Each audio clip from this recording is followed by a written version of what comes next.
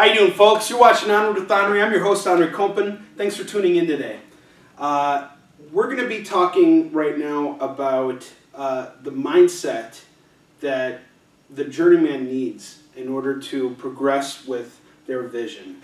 And who I'm speaking to today is not just comic book people. It's anybody out there who has a dream or a vision of doing something that no one else around them can see but themselves. So every vision, starts as an idea, right? So you have this idea, you want to, build something huge, and now you have to, once you have that idea, the next thing you need to do is convince everybody around you that what you're trying to do is going to be successful. And for some people this is easier than others, but it's a challenge no matter what. And especially people who are successful with carrying out their visions, it's even harder to maintain it. There are so many situations that occur when you see like businesses, blow up, and then all of a sudden they just go out of business. Like, there are great examples of this on the show. I was watching the Toys That Made Us on Netflix. It's a wonderful 8-part documentary, and it takes you through all these toy companies that built up their brands.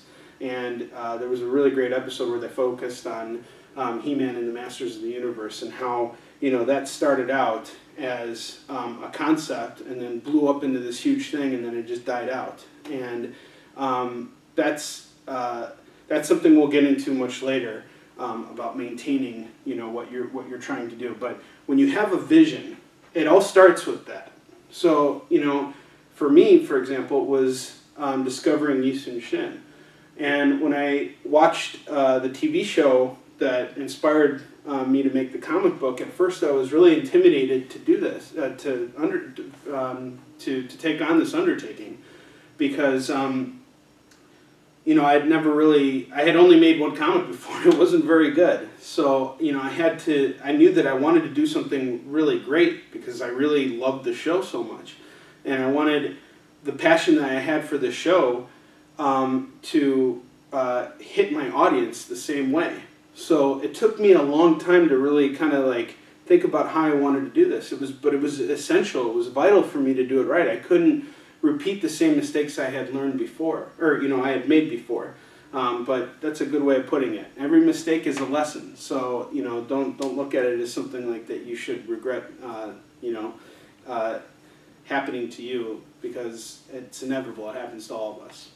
But the one thing that I think is very important, since we're talking about mistakes and we're talking about the challenges that you're going to come across as you begin your journey, there's going to be a lot of people who are not going to believe that what you're doing is even possible. Not a lot of people thought that it would be possible for me to self-distribute my own comic book. When Shin was canceled by Diamond and rejected by every publisher, that was a death note for the series. It was up to me to basically change the way people perceived me and my product. So I think it's really important that you do not ignore your naysayers. There are some people who say ignore anybody who says no to you, ignore anybody who thinks that what you're doing is not possible, who questions you. Don't ignore them. What those people are doing is a favor for you. They are presenting you with problems, and you are the problem solver. So when they present you with problems, it's up to you to figure out how to work past that. And once you figure it out, then you've proven them wrong already. So when someone says that you can't do something, don't look at it as them saying you can't do it. Don't allow what they're telling you to be a statement about you. Allow it to be a challenge that is presented to you. So the way I like to think of it, and the way I've applied this mindset, is this. I remember before I started working in comics full time, I worked for a company, and my boss at the time was really hard on me. I was not a fan of this guy. And one day, I told him that I had come up with a comic, and he told me It's going to take more than one comic for you to have a career. And maybe he's right about that, but I set out to prove him wrong by focusing on Yi Sun-shin, which is pretty much my only comic book series aside from Mark's. But Yi Sun-shin is the one thing that I've been continuously working on for a while, and that's not to say that it's my only book or that I'll never write anything again, and I'm determined to prove that I can, only make it off of one book. But I had a much greater vision for Yi Sun-shin, and my success at this point has already proven him wrong. But what he was doing was he was proposing a challenge to me. In his mind, he was convinced I couldn't do it. But that's the beauty of it. That's what makes the victory so much sweeter, is when you can prove someone wrong, when you can show them that what they said about you is false. It's not true. You're the one who determines who you are, what you can and cannot do. All right? So just remember, do not ignore the naysayers. Prove them wrong. All right? Now, once you have that, now you've been presented with a challenge, right? You got this vision. You've shared it with some of the closest people around you. Most of them, think it's a great idea, and they love you, and they want to support you no matter what. But then you have that one family member who thinks it's not such a great idea, or maybe it's your spouse. Sometimes my wife does not think I have the best ideas, and she will challenge me, and that's not a bad thing. That's a good thing. So you don't want someone who's going to blindly follow you and just say yes to everything you think is a good idea, because then you don't know that it's a good idea.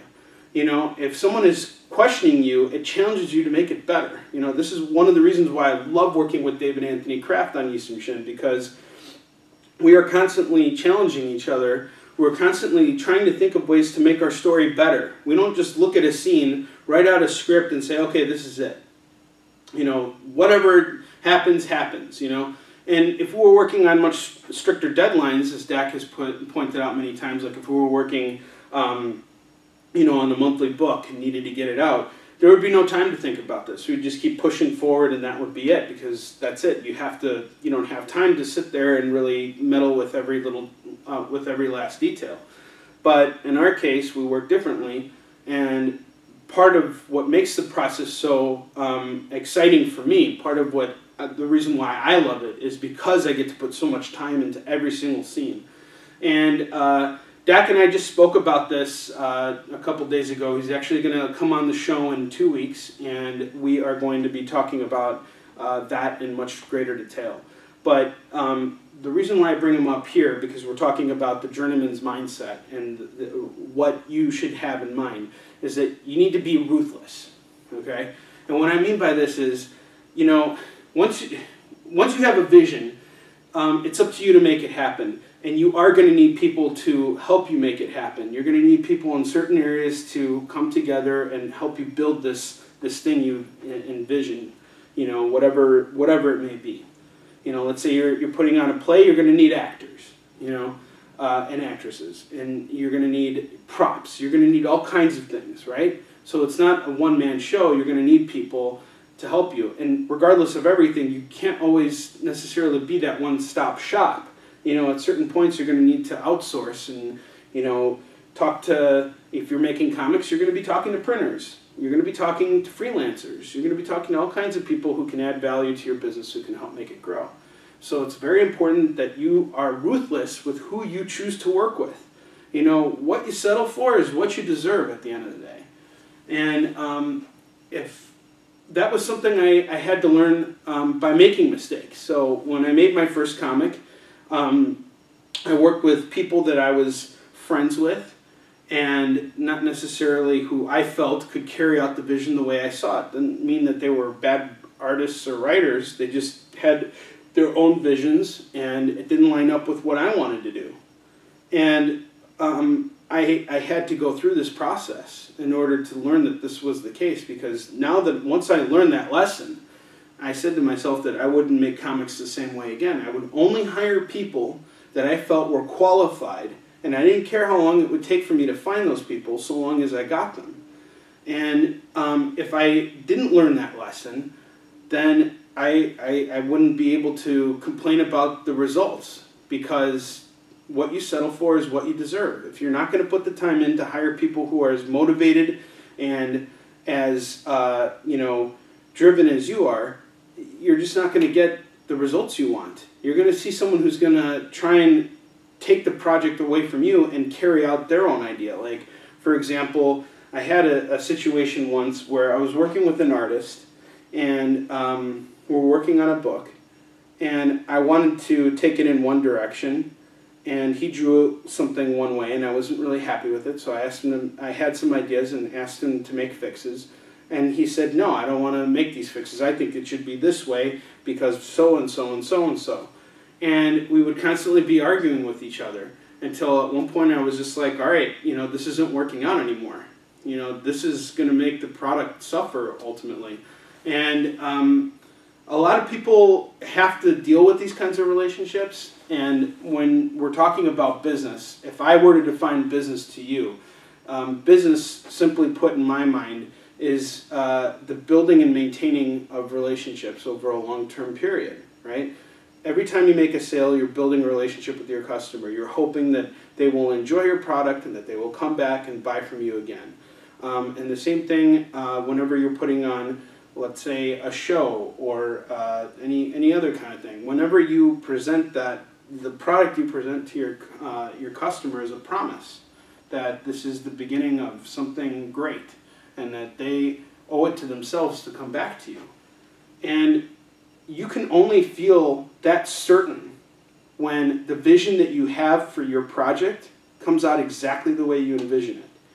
You know, this is one of the many reasons why I tell people, don't do it my way, do it your way, because your way is always going to be better. You know, even Jack Kirby said it much better than how I just said it. But, you know, do it your way. That's always the best way to go about it. See, I like to make comics slow. I like to take my time. I like to consider every nuance. You know, because then when I finally release my comics, I'm 100% confident that what I did was good and it was the right way to do it. Can I work on faster deadlines? Sure. Do I like working on tighter deadlines? I don't mind it, actually. It's just, you know, when I'm tackling my projects, this is how I like to approach them. If I were to work for someone else, I would work with whatever, according to however they would need me to work, because that would be a different setup. But for my vision, you know, Yisun Shen, I want it to turn out the way I want to be happy with what I have to get out there and sell. Now, if I had someone pushing it for me, maybe I would put less energy into the creation of it and put more focus into, you know, keeping it alive for a longer period of time by, you know, thinking ahead. How can I stretch this out? You know, maybe my focus might shift. You know, and I think every creator is presented with a different set of circumstances. Every journeyman has their own challenge, and only you can go on that path. There's no one else who can go on this path except for you. That's what makes every single one of us unique. You know, despite what everyone will tell you about how we're all just, you know, put on this planet and are just supposed to stroll on, the people who really make a difference, those are the people who think outside the flock, who establish their own path, travel down it. They're much more satisfied with living life in general, and they appreciate things much more, even though they might be working twice as hard as everybody else and may not be making as much money or whatever the case is. They are satisfied because they are doing what they feel they are destined to do. And that's exactly why you want to be ruthless. And bringing this all home, this is why you want to also embrace all challenges that come across your way, because there's going to come a point when, you know, you get past the people who say no to you and you're finally doing this and now they're behind you. But then something's just going to go completely wrong.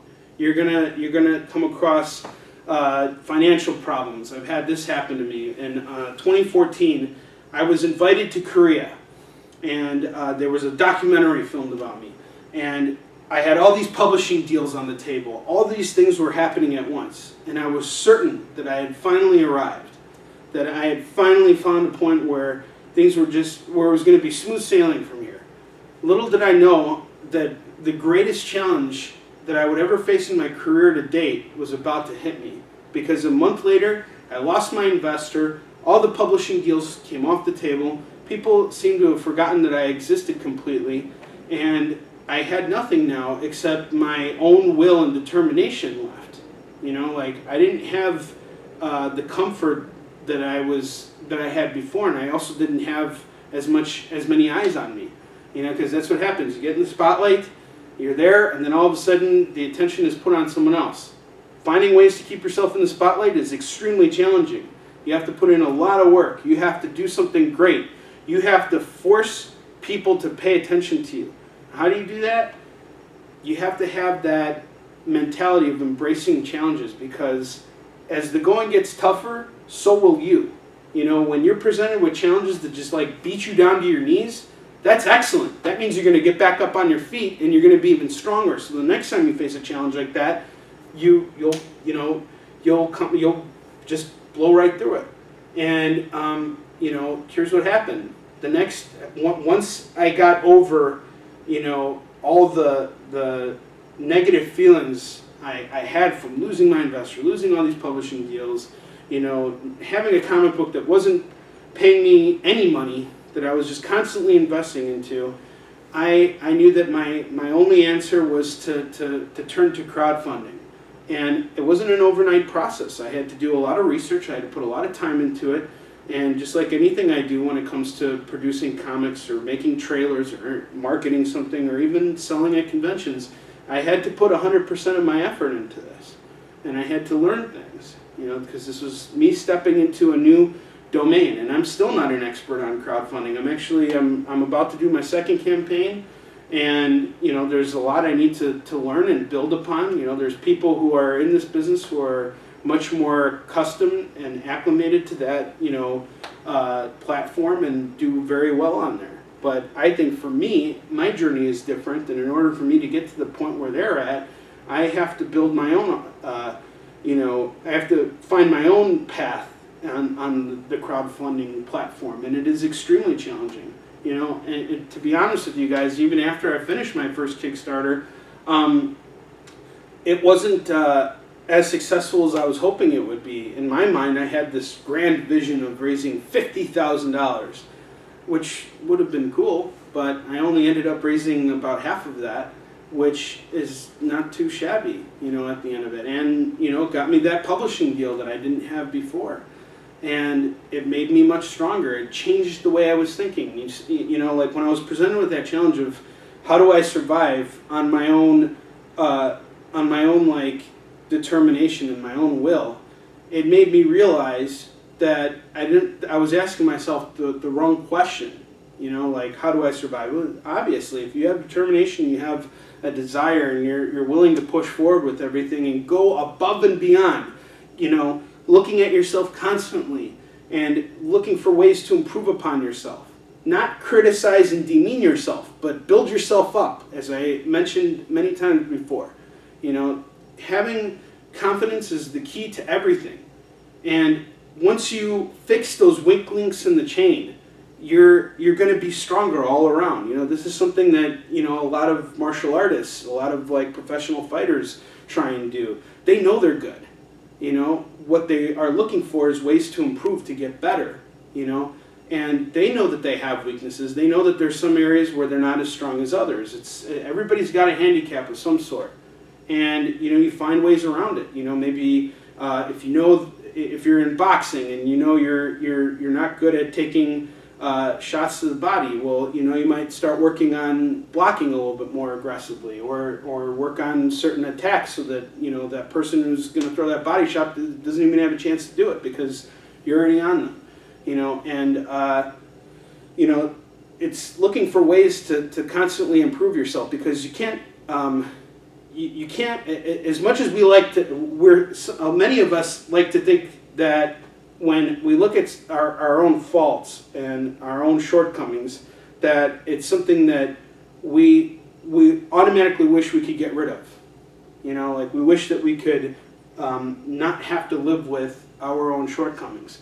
But our shortcomings can actually be our greatest strengths if we allow ourselves to develop and see things from a more positive perspective. You know, sometimes, you know, people might think of what I do at conventions as aggressive, you know, and I learned a few tactics over the years to kind of, you know, smooth that out a little bit more. Sometimes I'm not, you know, I used to be very loud when I'd say, hey, can I tell you about my comic? Now I try and be a little bit quieter at certain shows where, you know, it's not as busy, and people are trying to, you know, vie for eyes at their table. I'm not going to shout, because then everybody's going to just automatically turn their head and look at me. I'm going to try and be a little bit more quiet and adjust my tone so that people can hear me, but then I'm not shouting. And, you know, another thing I might do, you know, in order to kind of like improve certain aspects of it, is if I feel like I'm irritated at a show, that could result in me blowing up at someone, and I don't want that to happen. It has happened before. Sometimes I'll be like down on the wire, and you know, I'll deal with someone who, you know, just isn't interested in my book, and I'll, you know, let it out on them, and I'm not happy when that happens. It happens to everybody, but when it occurs, you know, you have to work past it, and you have to remember that this occurred, and you have to find a way to improve upon that. So, you know, like in the future, when I start to even feel irritated, maybe that's the time for me to take a break. That's why I don't agree that, like, you know, you need to, when you're in sales, that you should always be out the front and, you know, trying to get money out of the customer. You know, give yourself a chance to kind of pull back and you know, take your time on how you're going to, you know, how you want to portray yourself as you want to be seen, so to speak. All right, guys. So thank you so much for tuning in this week. Next week we'll be back with another episode, and I wanted to share something with you guys. So starting in September, I am going to be interviewing martial artists across a grand spectrum over the course of the month. It's going to be called Warrior Month, and I'm going to have a new guest every week. And the reason why why I'm interviewing these martial artists is because they have all in some way inspired me tremendously, and I think that there's a huge correlation between the kind of journey that these guys are on and the journey that, you know, comic book creators are on. You know, there's a lot of things that the two have in common, and it requires the same type of ideas that I shared with you today. So I hope you guys will tune into that, and thank you again for tuning in this week. I'll see you guys next week. Until then, onward to victory.